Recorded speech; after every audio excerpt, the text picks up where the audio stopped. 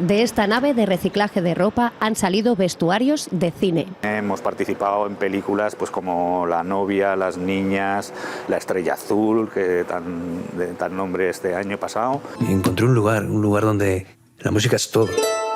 Es como la fuerza, ¿no?, en la guerra de las galaxias.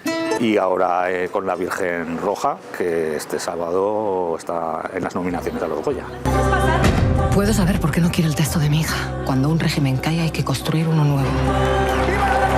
Dicen que es muy importante. Arropados es una de las empresas que gestiona la ropa que dejamos en los contenedores textiles. El 40% de lo que recogen puede usarse de nuevo, y eso lo valoran las personas responsables del vestuario de las películas. Una buena forma de obtener prendas al mejor precio de alguna época o estilo concretos, y con el plus del realismo de la ropa ya usada. En muchos casos se iría para reciclaje, pero que para este tipo de trabajos pues son necesarias.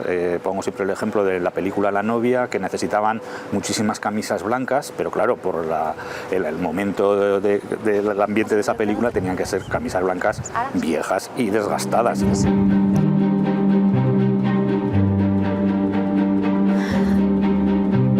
Nosotros lo podemos facilitar, pero si lo compras es una ropa nueva que no va a dar ese pego. En las mesas de Tria ya preparan una nueva producción de cine. Buscan ahora prendas para ambientar un poblado gitano de los primeros años 2000. Quizá algunas de estas ropas próximamente en sus pantallas. Aragón TV con el cine aragonés.